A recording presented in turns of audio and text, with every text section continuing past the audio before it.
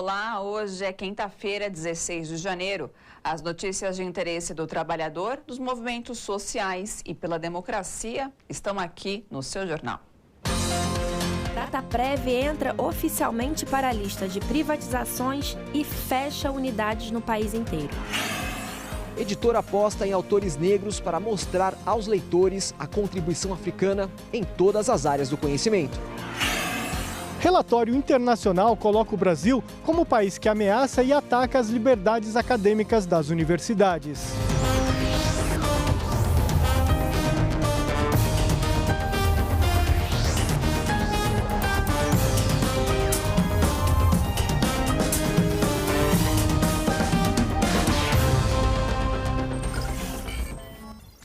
O seu jornal de hoje começa com a entrevista exclusiva que Lula deu ontem à TVT. E já começa com uma afirmação forte. Bolsonaro não pode fazer o povo de palhaço. Em 81 minutos de entrevista, Lula falou sobre sua trajetória política, os desafios da democracia no Brasil e principalmente os ataques do governo Bolsonaro ao povo brasileiro. Neste trecho, o ex-presidente Lula lamenta que Bolsonaro deixe de lado a população mais pobre do país para atender os interesses do setor financeiro. Acompanhe. Não é possível aceitar que esse país tenha gente passando fome outra vez. Não é possível. Sabe? Em nome de tudo que possa ser sagrado, não é possível um país do tamanho do Brasil ter gente passando fome.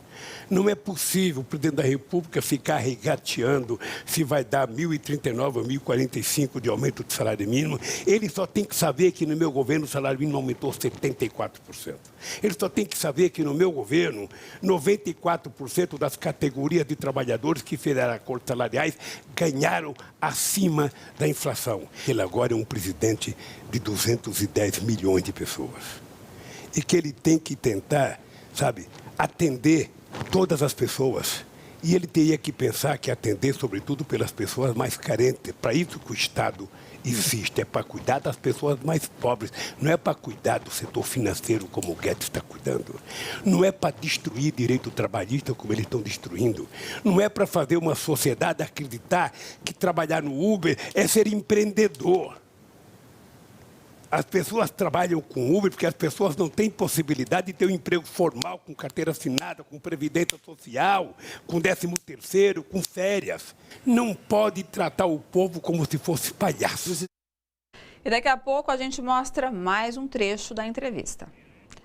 Milhares de franceses saíram pelas ruas das principais cidades do país em mais um dia de protestos contra a reforma da Previdência do governo de Emmanuel Macron.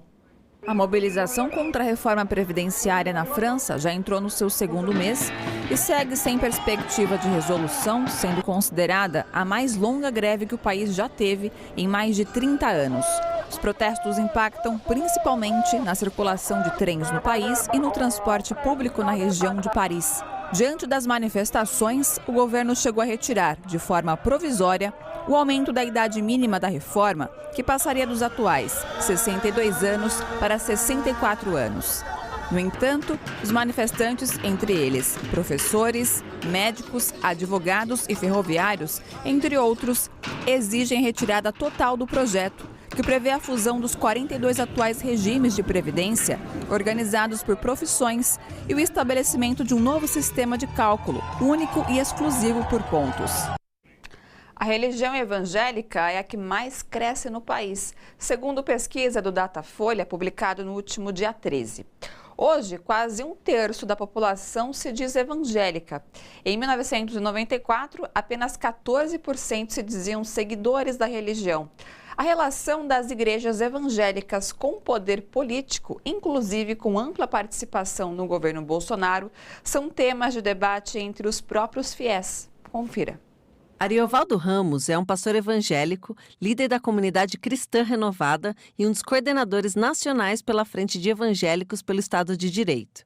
Para ele, é uma contradição na presença de tantos evangélicos em cargos de poder no governo. Nunca passou pela lógica evangélica assumir o poder, influenciar na política, estabelecer os nossos padrões por decreto, até porque a fé protestante é a que mais atuou na construção do Estado laico, justamente porque é um cristianismo tardio que vai encontrar a hegemonia romana, que vai ser perseguido e assim por diante.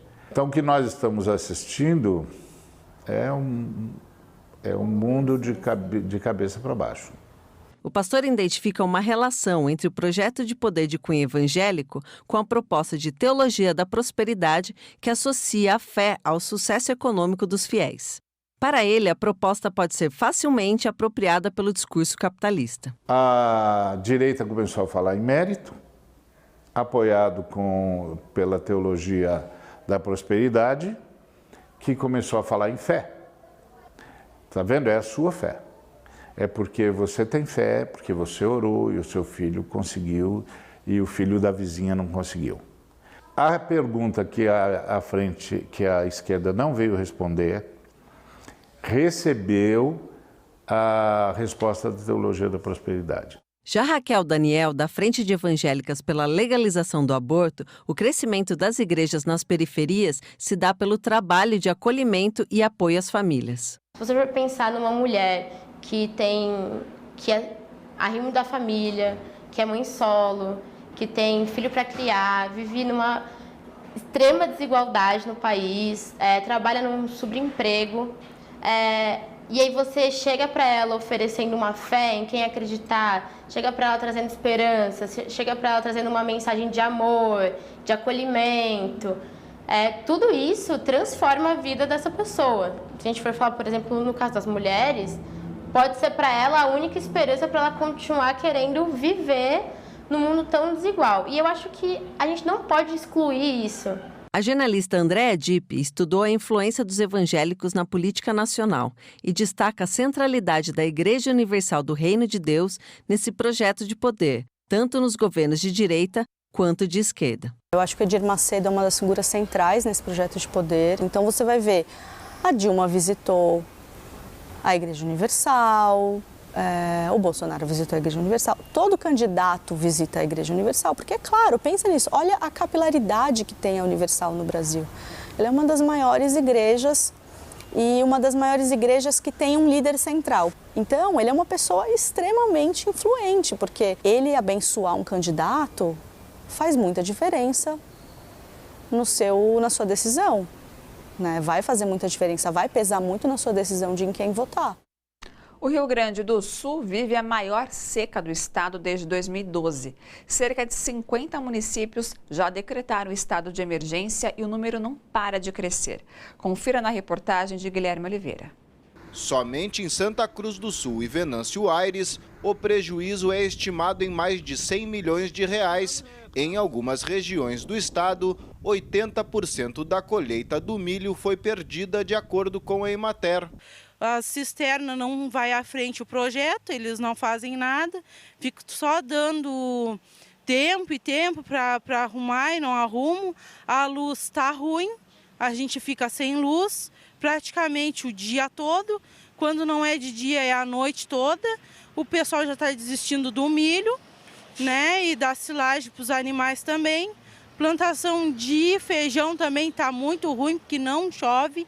E quando chove é só uns pingos e passa e deu. E a gente fica nesse prejuízo. Para debater saídas para a crise que vivem os pequenos agricultores, ocorreu hoje uma plenária em Canguçu, município com o maior número de minifúndios do Brasil. Além da questão climática, a reunião se dá num período onde há uma precarização muito forte das políticas públicas em favor dos camponeses. No geral, hoje, o crédito agrícola ele virou um bom negócio para o banco, para as empresas, e não há nenhuma política de subsídio que favoreça as famílias. Então, é num momento adverso, mas a gente confia muito que os agricultores vão construir, a gente vai fazer esse debate e vai ser tirado uma pauta justa, e posteriormente a gente abrir uma negociação com o governo estadual e o governo federal para garantir essas medidas. Os agricultores apresentaram a situação de cada região do estado atingida pela estiagem e, ao final da plenária, aprovaram uma pauta de reivindicações que deverá ser entregue ao governador Eduardo Leite. Não, o principal encaminhamento é de que nós vamos apresentar para a sociedade as necessidades dos agricultores, dividido em duas partes. Necessidades imediatas e necessidades estruturais. Se não tiver condições básicas para solucionar essas percas dos agricultores, vai sim sobrar para a juventude, para as jovens mulheres que estão no campo, sair da propriedade. Porque se não tem condições de permanecer, condições, né, que o Estado ajude a manter e dar suporte aos agricultores, automaticamente a gente está trabalhando com a exclusão e um número maior de jovens migrando do campo para a cidade. Para difundir a literatura negra, 3 moradores da Brasilândia, zona norte de São Paulo, resolveram fundar uma editora especialista em publicar autores negros. Veja na reportagem de André de Anocari. Na cultura angolana, Quitembo é o deus do tempo, a divindade responsável pela vida, o crescimento e a evolução. Na casa de Israel Neto, em São Paulo, a entidade africana é homenageada, dando nome à editora especializada em autores negros, fundada por ele. O foco é a literatura fantástica. O nosso ideal a nossa meta, nosso trabalho é fazer chegar mais fácil para todos os estratos sociais, tanto negros quanto de outras origens, né? A decisão de só publicar livros de autores negros veio da percepção de que ainda existe pouca representatividade no segmento. E muitas vezes o universo africano é tratado apenas com clichês. Todas as obras da editora trabalham com a ideia de afrofuturismo, conceito surgido em meados do século XX, que resgata a contribuição africana para o progresso da humanidade. É uma visão de mundo a partir da contribuição africana e afro-brasileira, né, afrodescendente do mundo, para os nossos avanços, tanto hoje quanto uma projeção para o futuro. Ele é indispensável, não é? Seja porque ele permite que todas as pessoas tenham conhecimento a uma parte da história que foi deixada de lado, e que continua sendo deixado de lado, no caso do Brasil em especial, seja do legado da África e dos africanos, seja do que tem sido a produção e a prática desse ambiente dentro e fora do Brasil, e seja pela impossibilidade de conhecer visões de mundos importantes e milenares. A baixa presença de negros no mercado literário é uma realidade. Para contornar a situação, nasceu, em 2013, a Flink Sampa, Festa da Literatura, Conhecimento e Cultura Negra. A própria criação da Flink Sampa é uma resposta a esse desafio que estava colocado à época, com mais intensidade. Ou seja, nós queríamos ter essa pluralidade, essa diversidade de negros em todo o ambiente da literatura, e nós não tínhamos espaços e não tínhamos esse público oportunizado. Então, por conta disso, a gente pensou em criar um espaço em que eles e o tema pudessem estar contemplados. E o campeão de vendas da editora Quitembo, o romance Amor Banto em Terras Brasileiras, que narra a história de Uana e Mukongo, certamente estará presente em mais esse grande evento da literatura nacional, que, aliás, agradece. Ao anoitecer, a festa invadiu o quilombo. Os 3 aldeamentos se reuniram para celebrar a vida, pois mais uma pessoa havia conhecido essa terra de viventes. Relatório internacional aponta que o governo Bolsonaro prejudica combate às atividades ilegais no campo e na floresta. O seu jornal faz uma pequena parada e, na volta, nós mostramos alguns dados desse relatório. Até já!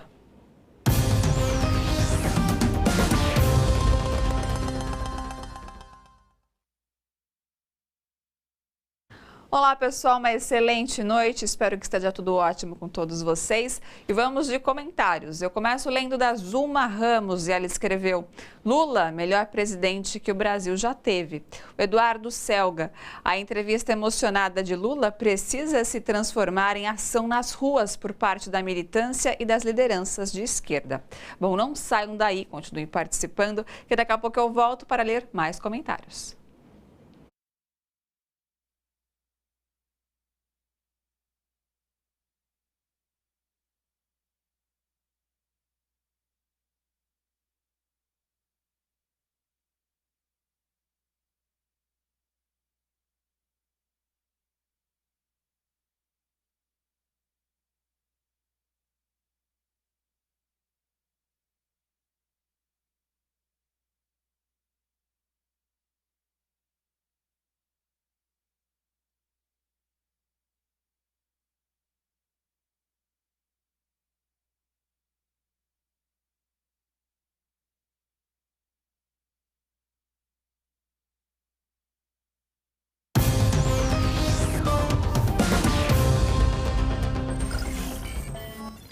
A gente volta a falar sobre a entrevista exclusiva concedida ontem pelo ex-presidente Lula à TVT.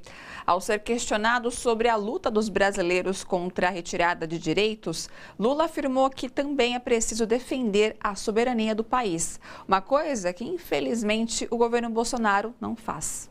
Soberania nacional não é defender uma empresa, é defender um país.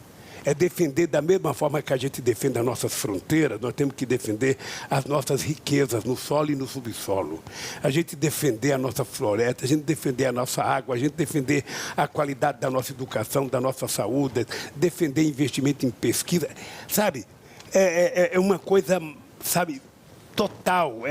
Porque soberania é defender a qualidade de vida do nosso povo. E um país que não é soberano. Um país que o presidente bate continência para um outro presidente. Um país que o outro presidente fala, eu te amo, eu te amo, eu te amo. E o outro nem ouve ele para responder, sabe? Um país que vai virando sem respeitabilidade. Não tem coisa pior no mundo do que você não ser respeitado pelos seus pares, pelos seus países vizinhos. Em documento enviado à ONU, Organização das Nações Unidas, tratando sobre o desaparecimento de pessoas no país entre 1964 e 1985, o governo de Jair Bolsonaro tenta apagar da história brasileira a ditadura militar. A estratégia utilizada pelos redatores do Ministério das Relações Exteriores foi não citar, em nenhum momento, a existência do regime como fonte desses desaparecimentos. O informe foi entregue em junho de 2019, mas veio a público somente agora, divulgado pelo jornalista do UOL, Jamil Chad. E nossa reportagem conversou com o diretor executivo do Instituto Vladimir Herzog sobre o caso. Acompanhe. Entre os pontos alarmantes do documento, destaque para a defesa de que qualquer crime ocorrido nesse período, tanto de civis quanto de militares, seja tratado segundo a lei da anistia. Isso significaria, na prática, que os assassinatos cometidos, as torturas, sequestros e abusos das autoridades brasileiras durante a ditadura seriam esquecidos e os responsáveis inocentados. Praticamente é isso que eles estão propondo. É um entendimento extremamente inadequado e incoerente com os tratados internacionais sobre os quais o Brasil é signatário. O que o acordo internacional diz? De que todos os crimes de tortura, de lesa humanidade, eles não são passíveis de anistia e eles não prescrevem nunca. O texto afirma ainda que famílias de vítimas no Brasil são auxiliadas pelo Ministério da Justiça e encoraja a não repetição de violações de direitos humanos e desaparecimentos forçados. Mas em nenhum momento faz referência ao que levou a tais violações e desaparecimentos. Para Sotile, uma característica da gestão Bolsonaro. Esse governo tem um compromisso, com aquele regime que promoveu tortura, promoveu desaparecimento forçado, promoveu sequestro de crianças e adolescentes pela ditadura, promoveu a não transparência, promoveu a censura, promoveu a falta de liberdade de expressão. Outro ponto contraditório do texto é ressaltado quando o governo trata das ossadas humanas encontradas em Perus. O documento afirma que as últimas investigações nesse caso e outros, dados e levantamentos, estão sendo investigados para efetivamente encontrar a verdade precisa, sem uma representação desvirtuada e ideológica. O documento que as entidades da sociedade civil, entre elas o Instituto Vladimir Herzog, encaminha à ONU, nós pedimos nesse documento um esclarecimento do governo brasileiro, que ele explique essa acusação contra o Grupo de Trabalho Perus, contra a Comissão de Mortes e Desaparecidos Políticos, onde eles falam claramente que agora vão esclarecer, eles falam desvios ideológicos, como se tivesse um entendimento de que essas organizações, essas comissões estivessem fazendo manipulação né? Nós queremos que ele esclareça isso, porque isso é uma grave ameaça, Entre o final de março e o início de abril de 2020, o Comitê sobre Desaparecimentos Forçados da ONU avaliará o Brasil e convidará o governo a se submeter a uma sabatina para responder às perguntas dos peritos. A sociedade civil estará presente. Nós, o Instituto Vladimir Herzog, fornecemos informações ao Comitê de Desaparecimentos Forçados da ONU para que eles possam, né, à luz dessas informações, questionar o governo brasileiro sobre o seu relatório. É bem provável de que as organizações da sociedade civil estarão em Genebra acompanhando este momento e faremos também uma atividade paralela para atender a imprensa, atender os outros representantes de países da ONU para outros esclarecimentos que nós sabemos perfeitamente de qual vai ser, né, a postura do governo brasileiro nessa sabatina. Em relatório da ONG internacional Human Rights Watch, foi constatado que as políticas do governo Bolsonaro prejudicam ações de combate às atividades ilegais no campo e na floresta e ameaçam os indígenas. A reportagem é de Camila Piacese.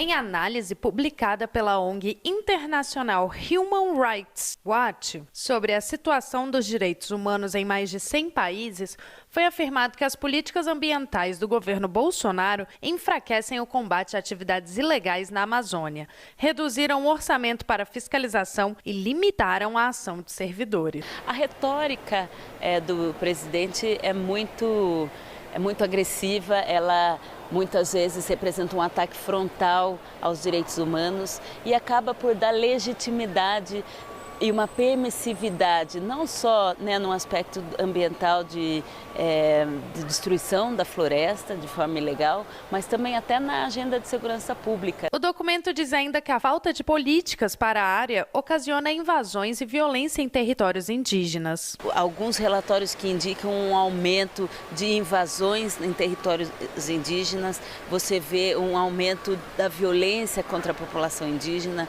né? Só no ano de no final de novembro e dezembro a gente viu o assassinato de 3 indígenas, um deles uma liderança muito importante que fazia parte de um grupo que são os Guardiões da Floresta, que nada mais fazem o que o Estado não está fazendo, que é proteger o território indígena. O desmatamento no Brasil cresceu mais de 30%.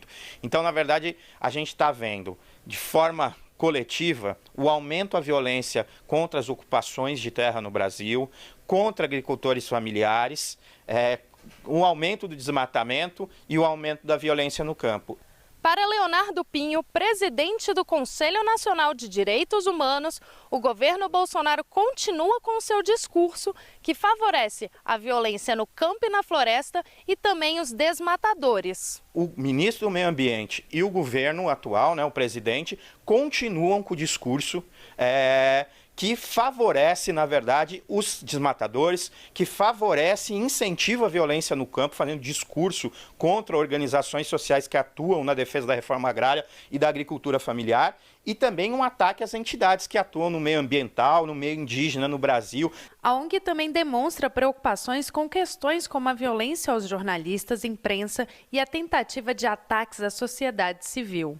É porque a gente viu a inauguração e também a realização de uma agenda antidireitos, né, com ataques muito agressivos a jornalistas, uma tentativa de restringir o acesso a informações importantes governamentais, ataques à sociedade civil e também a restrição do espaço de atuação da sociedade civil, né, pela eliminação dos conselhos. A economia e a indústria no país vão de mal a pior. E o governo culpa o mercado externo, coisa que na época da presidenta Dilma Rousseff tratavam como um problema de gestão. 2 pesos, 2 medidas. E o problema segue prejudicando os trabalhadores. Veja no comentário de João Caires. Desde o golpe contra a presidente Dilma, desde as movimentações tentando derrubá-la a partir de 2015, nós estamos perdendo 17 unidades industriais por dia, unidades de transformação, né, comércio, serviços, indústrias, todo dia. Já foram quase 26 mil indústrias que fecharam as portas. Ou seja, todo aquele discurso que o Brasil ia melhorar era falso. Mentiroso. E aí não sou eu que estou falando, é a Confederação Nacional do Comércio, CNC, que fez uma pesquisa, né, colocando que vários estados brasileiros perderam muito com isso. O Rio de Janeiro, em termos percentuais, foi o estado que mais perdeu indústria, quase 3 mil, dando um total de quase 13%. Mas em números absolutos, o estado de São Paulo, o estado mais rico e mais industrializado, perdeu mais de 7 mil indústrias. E assim as coisas não melhoram. E a gente não vê nenhuma iniciativa por parte do governo federal e nem de alguns governos estaduais de tentar recuperar isso. É só esse discurso de tentar arrancar direitos, como um absurdo que eu comentei do governo querer fazer que crianças trabalhem de sábado e domingo. Isso não resolve o problema. Vale resgatar aqui, de 2003 a 2014, a gente lembra, não foi retirado um direito da classe trabalhadora e nós tivemos a menor taxa de desemprego da história no Brasil. Então esse discurso de tirar direitos para gerar emprego não está acontecendo. A população tem que observar isso e perceber que essas políticas, desde o golpe contra a presidente Dilma, essas políticas chamadas neoliberais, esse discurso de dizer que o Estado não tem que estar presente, tem gerado isso. Fechamentos de empresa, porque não há estímulo para a economia. Então, governo Bolsonaro, senhor Paulo Guedes, aqui o estado de São Paulo, governado pelo senhor João Dória, a gente não vê nenhum tipo de iniciativa para recuperar a indústria, em especial no estado mais industrial do Brasil. O senhor João Dória deveria buscar apoio no governo federal ou então ter iniciativa própria para fazer São Paulo continuar sendo um estado industrializado. O desmonte da Petrobras vem sendo realizado desde o golpe de 2016 e no governo Bolsonaro, que tem se intensificado ainda mais. Nesta semana, a estatal concluiu a venda da Petroáfrica por 1 bilhão e 45 milhões de dólares, encerrando um ciclo de 4 décadas em território africano. Quais prejuízos essa venda e os seguidos desmontes trazem ao país? Para falar sobre esses ataques e do projeto de privatização da Petrobras, eu converso com o diretor do Sindipetro São Paulo, Alexandre Castilho. Bem-vindo mais uma vez aqui no seu jornal. Tudo bom? Bem, boa noite, Ana Flávia. Bom, Alexandre, quem que, no caso, lucra e quem paga a conta no desmonte da Petrobras? Bom, nós precisamos deixar claro, né, qual que é a finalidade da Petrobras para entender todo esse cenário. Ela nasceu para defender a soberania do país, garantir a produção de petróleo, o refino e a distribuição para atender para a população combustíveis, né, gás de cozinha, diesel e gasolina em preços competitivos. Nessa vocação, ela atende o mercado nacional e ela procura ampliar os mercados atuando em outros continentes. Tá. Isso gera, né, inclusive, emprego no Brasil, porque você desloca profissionais do país e mão de obra especializada para desenvolver o mercado em outros continentes. Quando você começa a desinvestir, você gera um desemprego no continente onde estava sendo feito o investimento, mas também diminui as oportunidades de emprego para profissionais aqui do nosso país que acabam também tendo que retornar aqui para o mercado nacional. Então, esse desinvestimento no exterior, para você cobrir as contas internas, ele poderia ser justificado desde que não comprometesse também a soberania do país. E hoje o que está sendo feito pelo governo federal e pelo presidente da Petrobras, que é o Castelo Branco, é também desinvestir no mercado nacional. Então nós estamos numa situação extremamente mais grave, Ana Flávia.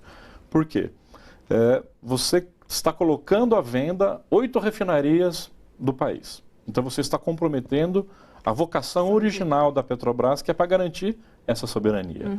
Então, além de você gerar desemprego, você também impede que o país tenha o controle do seu próprio combustível. E não para por aí a questão dos ataques e o desmonte. Estão querendo desativar também uma unidade fabricante de fertilizantes em Araucária, no Paraná. Hoje, o Brasil, né, é um grande produtor ali agrícola, só que você precisa de fertilizantes. 75% desse fertilizante é importado. Se você desativa uma unidade produtora de fertilizante, Daí, desses 75%, vai partir para 100% de importação.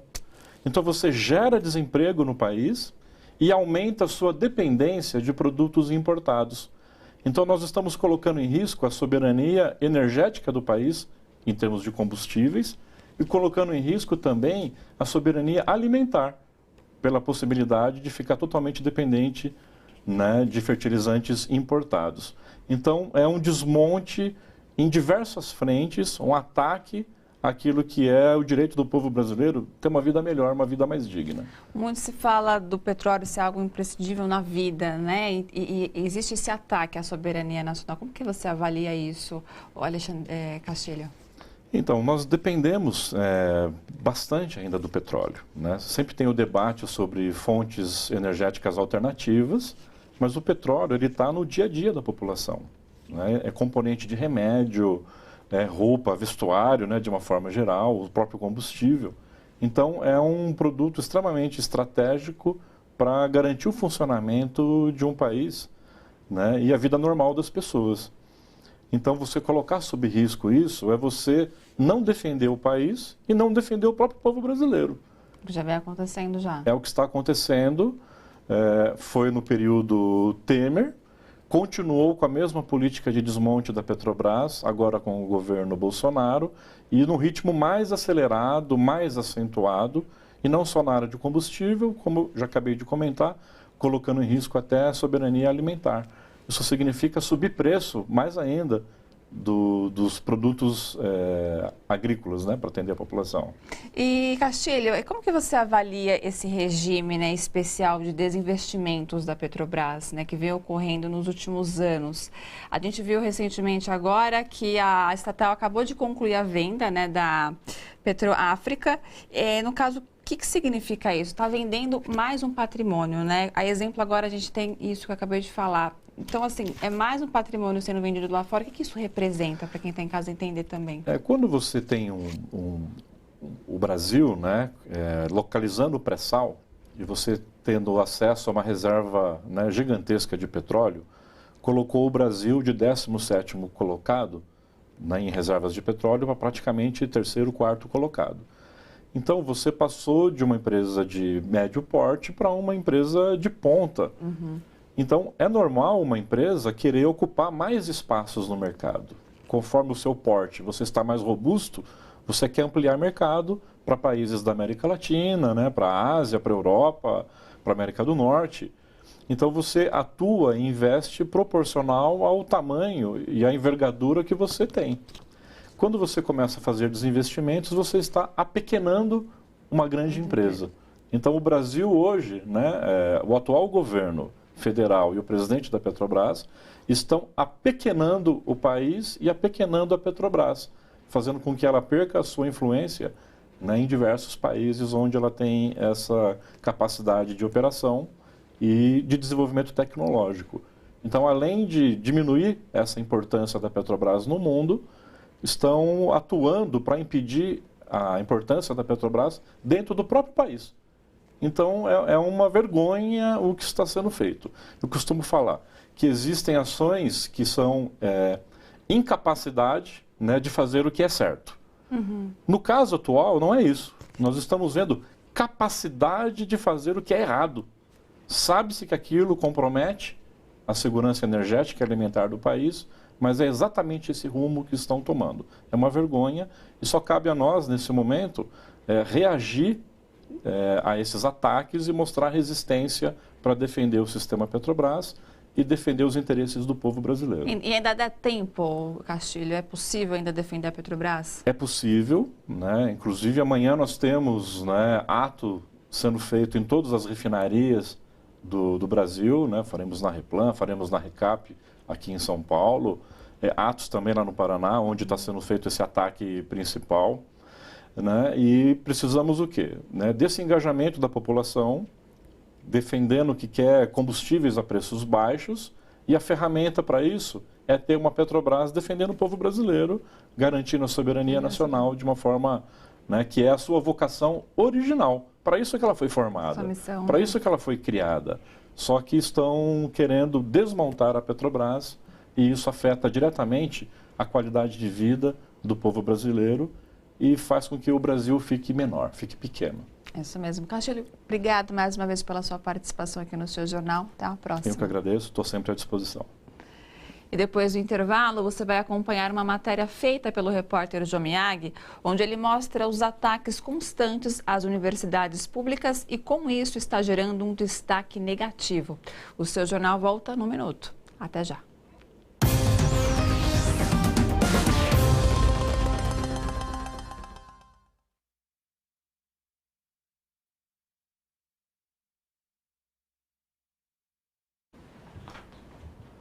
Olá, pessoal, de volta com os comentários. Eu vou ler o do Blade. O mais incrível é que não há mais instituições que defendam o país. O judiciário está vendido e o legislativo comprado. O patriotismo daqui está à venda. A Vanilda Teixeira, desgoverno entreguista. A Célia Pedrosa, as políticas desse governo afetam a soberania nacional. Bom, daqui a pouco eu volto para ler mais comentários. Não saiam daí.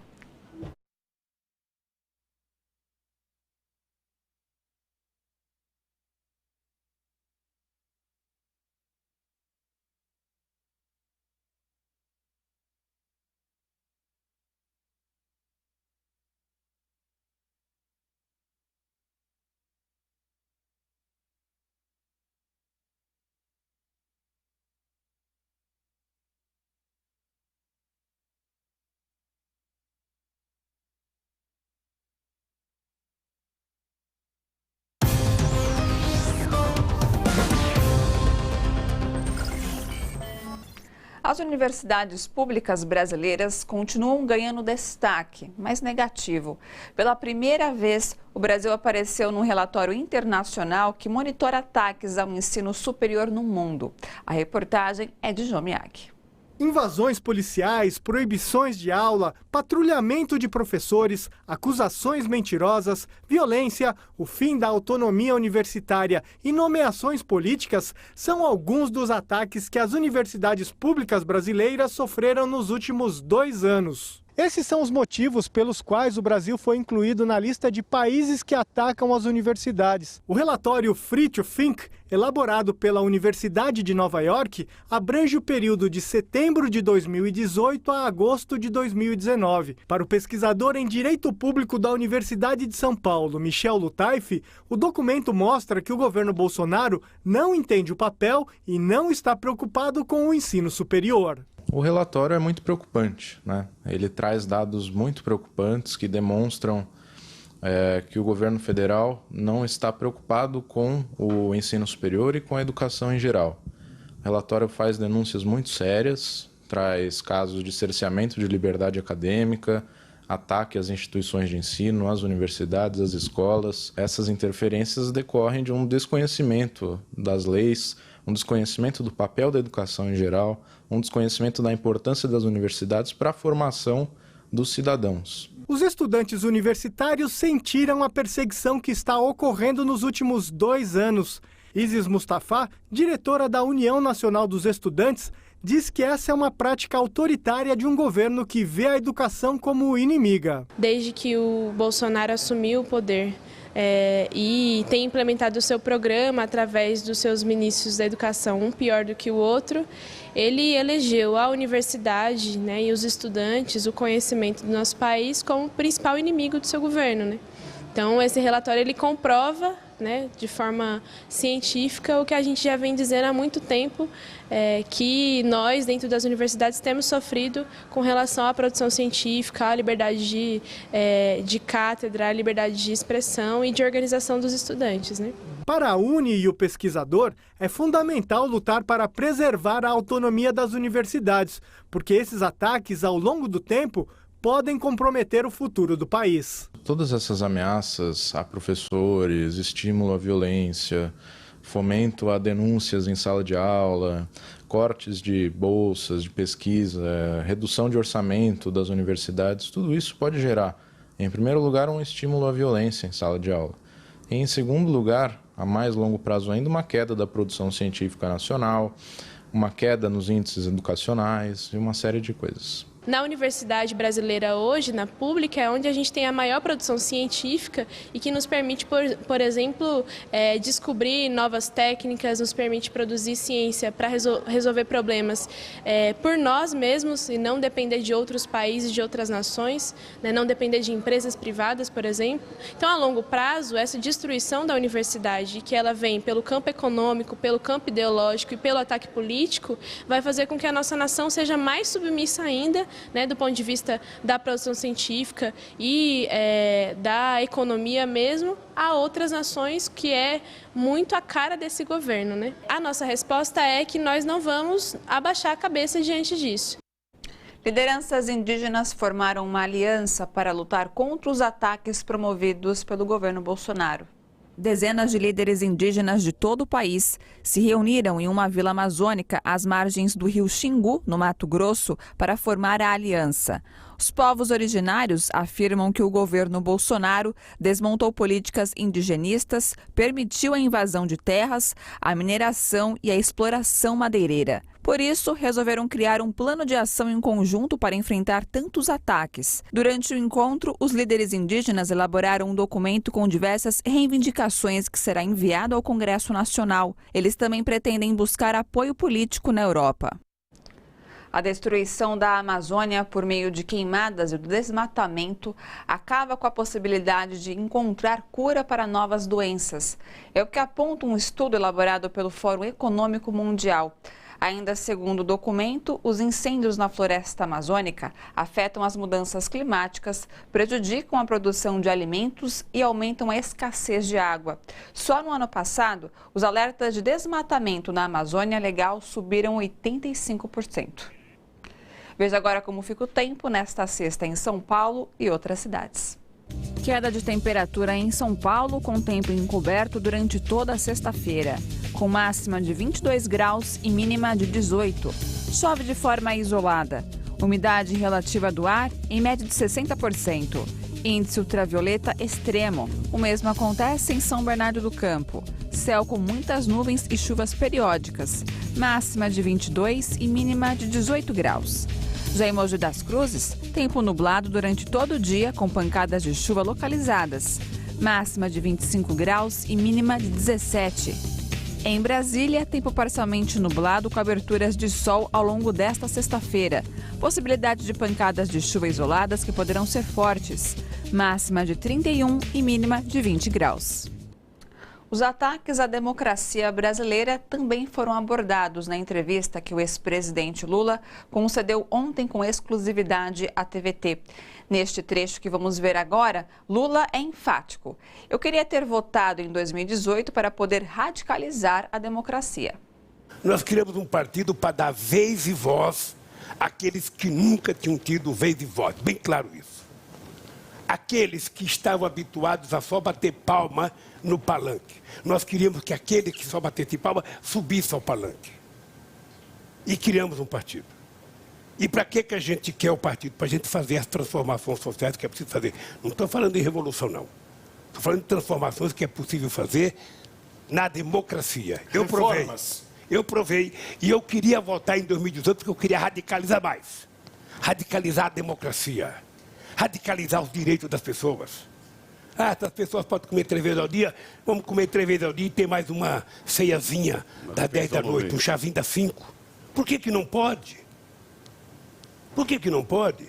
Por que pode uma pessoa só juntar 40 bilhões na sua conta pessoal, sabe? E você ter um monte de criança aí no glicério, crianças pedindo esmola e comendo na rua um lixo. As pessoas que torceram tanto para derrubar o PT, que torceram tanto para o impeachment da Dilma, que rezaram e fizeram até procissão por Lula ser preso. Não é fácil essa gente agora, sabe, encontrar uma rota de fuga e deixar de defender o governo. Eles agora têm que engolir. Eles estão percebendo que a comida não está boa, é indigesta, vai engasgar. Mas enquanto o Guedes estiver entregando o patrimônio público para eles, está ótimo. Está ótimo. Então, eu não quero que continue assim. Para assistir a entrevista completa com o ex-presidente Lula, basta acessar o nosso canal no youtube.com/RedeTVT. O seu jornal termina aqui. Até o próximo. E a luta por direitos humanos e democracia continua.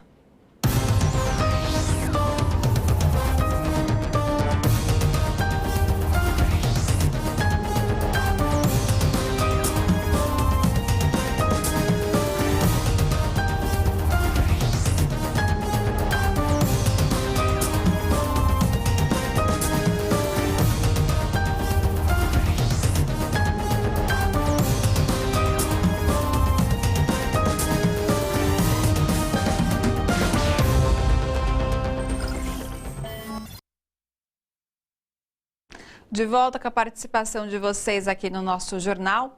Vou ler do Noris Guedes. O que restará no Brasil depois desse desgoverno? A Salete Farias participou hoje com a gente escrevendo: quando é que o povo tomará as ruas do país? Quando não restar mais nada? Vamos acordar. Bom, agradeço a todos pelos comentários, pela companhia nesta quinta-feira. E amanhã, pontualmente, nós temos um encontro marcado às 7 da noite com mais notícias, informações e, claro, comentário de vocês. Beijo grande, até amanhã.